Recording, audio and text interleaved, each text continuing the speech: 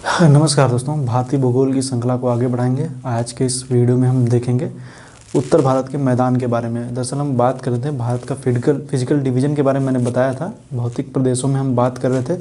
उत्तर का पर्वतीय क्षेत्र हमने पढ़ लिया था। इसके बाद का जो टॉपिक था उसमें हम बात करेंगे पर्वतीय क्षेत्र के अंतर्गत हिमालय के ऊपर मैंने आपको वीडियो बनाया था। आज के इस वीडियो में बात करेंगे मध्यवर्ती मैदान या कहें उत्तर भारत का जो मैदान है उसके बारे में बात करेंगे। उत्तर भारत के मैदान में हम देखेंगे तो इसका मुख्य रूप से दो वीडियो बनेंगे। एक वीडियो जो है वो एक तरीके से कह सकते हैं कि इसका जो है वो भौतिक विभाजन है जो हम इसमें बताएंगे। नेक्स्ट वीडियो जो हमें आपको हम बताएंगे वो होगा उसका प्रादेशिक विभाजन उत्तर भारत के मैदान का, जिसमें हम बात करेंगे पंजाब का मैदान, चाहे वो गंगा का मैदान हो, ब्रह्मपुत्र का मैदान हो या फिर राजस्थान का मैदान हो, इनके बारे में बात करेंगे। ये जो वीडियो है ये उत्तरी मैदान का विभाजन है, लेकिन जो ये मैदान का विभाजन किया गया है इसके पीछे आधार कौन से हैं उनके बारे में बात करेंगे। तो यह जैसे ढाल प्रवणता है, जिस तरीके से हिमालय पे उत्तर से मध्यवर्ती मैदान में उत्तर से दक्षिण की तरफ जाने में ढाल में परिवर्तन आता है और वहाँ जिससे वहाँ की संरचना में भी परिवर्तन आता है, उसके बारे में। जलोढ़ की विशेषताएं, मतलब यहाँ की मिट्टी जो पाई जाती है उनकी कौन कौन सी विशेषताओं के आधार पर भी डिवीजन है। अपवाह वाहिका, मतलब कि नदियों के द्वारा जो नदियाँ बह रही हैं उसके आधार पर भी इसमें डिवीजन किया गया है। अर्थात जो उत्तरी भारत का मैदान का विभाजन है वो उसके बारे में बात करेंगे, जिसके आधार ये मैंने बताए हैं। तो इसके आधार जो मैंने आपको बताए हैं इसके कौन कौन से डिवीजन इसको हम करेंगे, तो इसमें कौन कौन से, तो इसमें भावर क्षेत्र, तराई क्षेत्र, खादर, बांगर और डेल्टाई क्षेत्र में देखने को मिलता है। यहाँ पर ऊपर की तरफ देखेंगे तो ये पड़ेगा भावर, उसके बाद पड़ेगा तराई, फिर खादर, ये बांगर और ये फिर डेल्टाई क्षेत्र पड़ेगा। इनके बारे में हम बात करेंगे। तो ये देखते हैं आखिर इनकी क्या विशेषताएं हैं, उनके बारे में देखेंगे। कि सबसे पहले बात करेंगे कि आखिर खादर क्या है, बांगर क्या है, उसके बारे में बात करेंगे। लेकिन सबसे पहले आइए ये देख लेते हैं आखिर कि इस मैदान का निर्माण हुआ कैसे है। दरअसल आपको बता दें कि जिस तरीके से आप हिमालय का निर्माण आप देखते हैं कि हिमालय का निर्माण जो है वो टेथिस भूसन्नति के उत्थान से हुआ है। उसी तरीके से टेथिस भूसन्नति के उत्थान के समय ही यहाँ पर क्या हो रही थी, नदियाँ जो थी अपने अवसाद जो थी वो टेथिस भूसन्नति में जमा कर रही थी। लेकिन जब अवसादों का उत्थान हुआ तो उसके आसपास के क्षेत्रों में जो नदियां वगैरह जो बह रही थी वो इस क्षेत्र में अपने अवसाद वगैरह जमा करती चली गई, जिससे ये उत्तरी भारत के मैदान का निर्माण हुआ है। यही कहेंगे तो ये जो मैदान है आप देखेंगे तो ये सिंध, गंगा, ब्रह्मपुत्र का मैदान इसको बोलते हैं, जो पाकिस्तान से लेकर के बांग्लादेश तक पूरे एरिया में फैला हुआ है ये मैदान है। यहाँ पर जब देखेंगे तो ये सिंध का एरिया आ जाएगा। सिंध के राजस्थान से लेकर के आप इधर ये पाकिस्तान के सिंध प्रांत से लेकर के इधर आप राजस्थान से होते हुए इधर पंजाब, दिल्ली, यूपी होते हुए आप यहाँ पर देखेंगे तो बिहार, झारखंड और पश्चिम बंगाल से होते हुए बांग्लादेश, इधर आसाम का पूरा क्षेत्र, ये इस आसाम के क्षेत्र तक ये पूरा एरिया जो है ये आता है उत्तर भारत के मैदान में। तो इसका निर्माण कैसे हुआ मैंने आपको बताया। तो मैं आपको बता दूँ कि दरअसल इसमें अलग अलग वैज्ञानिकों ने अलग अलग तर्क दिए हैं, लेकिन सर्वसम्मति मत का जो बात करेंगे तो यही। दरअसल आपको बता दें कि ये उत्तर भारतीय प्लेट, और मतलब कि उत्तर भारत एक तरीके से कह सकते हैं, इसको हम कह सकते हैं यूरेशियाई, और नीचे की तरफ जो थी वो इंडियन प्लेट या इंडो ऑस्ट्रेलियन प्लेट कह सकते हैं। इसके टकराव की वजह से क्या हुआ है कि मध्यवर्ती क्षेत्र जो था वो ऊपर उठ गया। इसके ऊपर उठने से जो अवसाद थे उनमें वलन हुआ, वलन की वजह से हिमालय की उत्पत्ति हुई। हिमालय की उत्पत्ति के साथ में हम देखेंगे तो यहाँ पर हमें देखने को एक तरीके से कह सकते हैं यहाँ पर जो नदियाँ थी वो अपने द्वारा लाए गए अवसादों को इसमें, मतलब कि जो उठा हुआ भूसन्नति का जो निचला हिस्सा था वहाँ पर नदियों के द्वारा लाए गए अवसादों का जमा हुआ। अवसादों के जमाव से यहाँ पर इनकी उत्पत्ति हुई।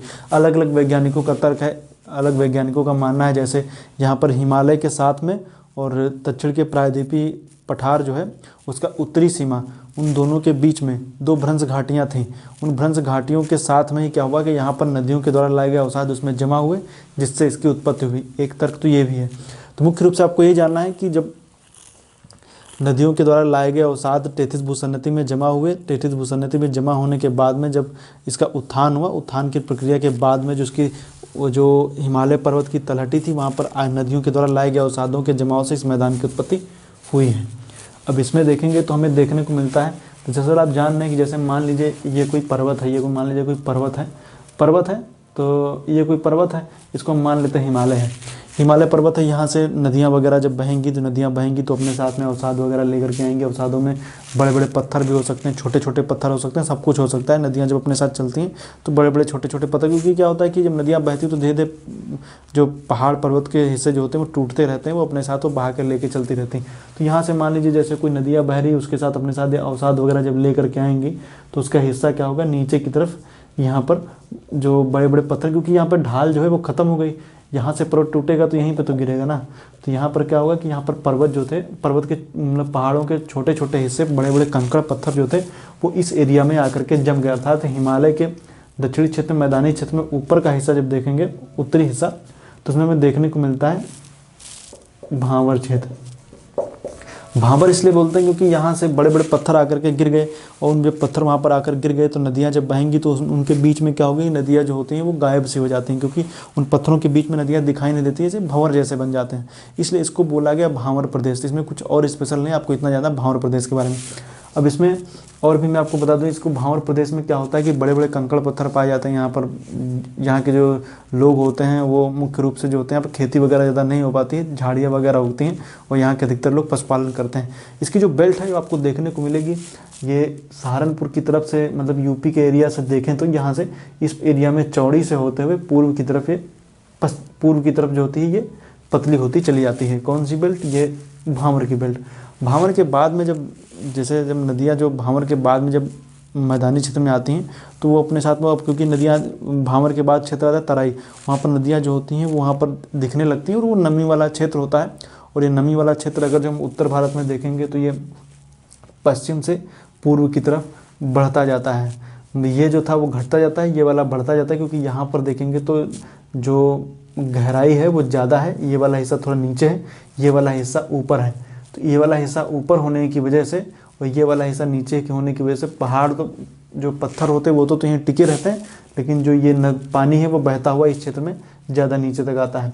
तो इसकी वजह से इसकी चौड़ाई जो है वो इस तरफ बढ़ती जाती है, मतलब भांवर की जो चौड़ाई है वो पश्चिम की तरफ ज़्यादा, और तराई की चौड़ाई इस तरफ ज़्यादा हो जाती है, मतलब पूर्व की तरफ ज़्यादा हो जाती है। इसके बाद ही हम जब देखेंगे, इसके बाद का जो एरिया है उसको बोला जाता है, जिन नदियाँ देखिए दो क्षेत्र मैंने बता दिए, भांवर हो गया, तराई हो गया। इसके बाद देखेंगे तो खादर और बांगर। देखिए ये मैं आपको सांकेतिक रूप से बता रहा हूँ, आपको ये मत समझिएगा कि जितने मैं बता रहा हूँ ये सिर्फ यही है, यहाँ पर पंजाब से लेकर के पूरे क्षेत्र में ये हिस्सा पाया जाता है, इसको याद रखिए। लेकिन मैं सांकेतिक रूप से आपको बता रहा हूँ कि कहाँ कैसे इसका डिवीजन किया गया है।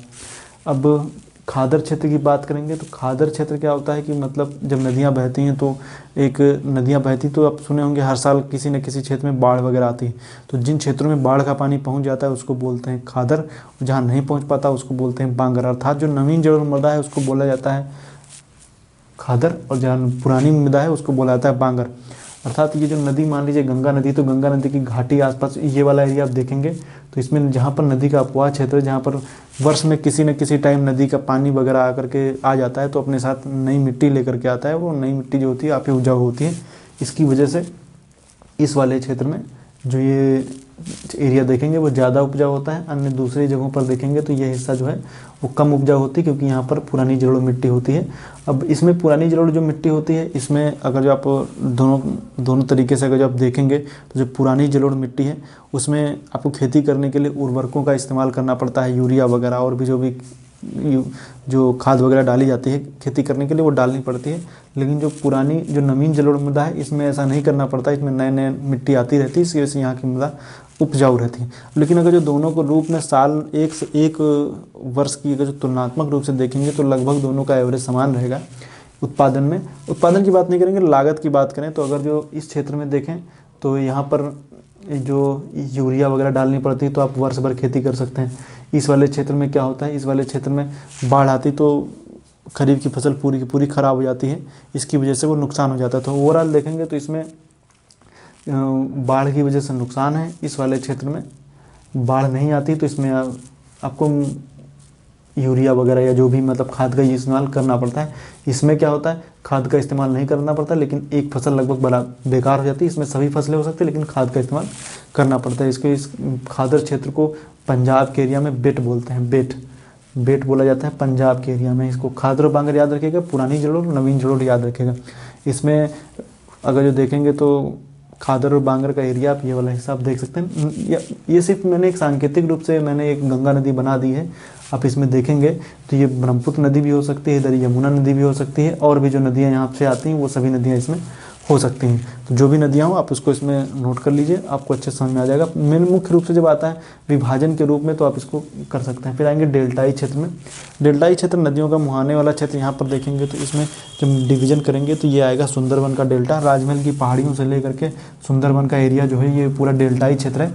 इसकी अगर जो हम बात करेंगे डेल्टाई क्षेत्र में तो यहाँ पर अगर जो देखेंगे तो मिट्टी जो होती है वो दलदली प्रकार की पाई जाती है, दलदल तरीके की मिट्टी होती है, जिसमें आप जान रहे होंगे मैंग्रोव वनस्पतियाँ वगैरह इस क्षेत्र में काफ़ी उगती हैं। अगर जो इसका देखेंगे तो यहाँ पर जो ऊंचे उठे हुए एरिया हैं उनको बोला जाता है चार। मतलब कि जैसे कोई एरिया होगा जो ऊंचा उठा होगा, जहाँ पर रेत पाई जा रही होगी, उसको बोलेंगे चार, और जो दलदल होगा उसको बोलेंगे बिल। तो चार और बिल याद रखिएगा, प्रश्न आ सकता है कि चार और बिल क्या है। जो ऊंचे उठे हुए एरिया हैं उच्च क्षेत्र को चार, और जो निम्नवर्ती क्षेत्र हैं जहाँ पर दलदली भूमि है उसको बोलते हैं बिल। चार और बिल याद रखिएगा, कभी भी इससे प्रश्न आ सकते हैं चार और बिल क्या है। तो चार और बिल याद रखिएगा, डेल्टाई क्षेत्र है। तो इस तरीके से प्रश्न आते हैं आपसे परीक्षा में, प्रश्न आ जाता है मोरीबंद डेल्टा, या मतलब ये सक्रिय डेल्टाओं में से एक है, इसको भी आप याद रखिएगा, इससे प्रश्न आपको मिलेंगे। यहाँ पर मैंग्रोव वनस्पतियाँ वगैरह पाई थी, मैंग्रोव की क्या विशेषता है आप लोग, मैंने ये सब मैं पहले बता चुका हूँ, इसलिए इसमें इसकी चर्चा नहीं करेंगे, इसको याद रखिएगा। और यहाँ पर आप जान रहे हैं कि ये गंगा नदी हो गई, ये यमुना, ये हो गई ब्रह्मपुत्र नदी जिसका नाम है जमुना, इसका नाम पद्मा, दोनों की संयुक्त धारा मेघना, और आगे चल करके यहाँ पर डेल्टा बनाती है। ये सब मैं आगे चल करके मैं पहले बता भी चुका हूँ, आने वाले वीडियो में भी इसके बारे में चर्चा की जाएगी, तो इसको आप अच्छे से पढ़िएगा। अब इसमें मुख्य रूप से आपको इसमें जानना क्या है, इसमें मुख्य रूप से आपको भांवर, तराई, खादर, बांगर के बारे में जानना है, और उत्तर भारत के मैदान के विभाजन के, मतलब जब आप कोई चीज़ करते हैं, मान लीजिए कोई विभाजन करते हैं या कुछ भी जो आप पढ़ते हैं तो उसके आधार क्या हैं, आप जो भी पढ़ रहे हैं उसके आधार क्या हैं। तो अगर जो हम बात करेंगे इस मैदान के विभाजन के, ये आधार आपके सामने लिखे हुए हैं। बाकी जब नेक्स्ट वीडियो में हम चर्चा करेंगे तो नेक्स्ट वीडियो जो होगा उसमें हम बात करेंगे कि आखिर जो पंजाब का मैदान हो, चाहे वो राजस्थान का मैदान हो, गंगा का मैदान, गंगा का उत्तरी, मध्यवर्ती, निचला मैदान, और ये ब्रह्मपुत्र का मैदान, इनके बारे में बात करेंगे। इनमें कौन कौन सी फसलें वगैरह उगाई जाती हैं, इनकी क्या क्या विशेषता, उनके बारे में विस्तृत रूप से चर्चा करेंगे। तो हो सकता है जो नेक्स्ट वीडियो आने वाला हो उसको 2 से 3 पार्ट में वीडियो आए। अगर जो हम बात करें, हो सकता है पंजाब के मैदान या फिर राजस्थान के मैदान को एक स्पेशल वीडियो इसी के ऊपर बना दी जाए, ताकि पंजाब और जो राजस्थान के मैदान, इनके बारे में आपको जो भी आपको डाउट हो वो सब क्लियर हो जाए। तो आने वाली वीडियो में इसकी हम चर्चा करेंगे। जब हम बात करेंगे उत्तर भारत के मैदान का प्रादेशिक विभाजन, उसके बारे में हम बात करेंगे। तो आज के लिए इतना ही। वीडियो देखने के लिए आपका बहुत बहुत धन्यवाद।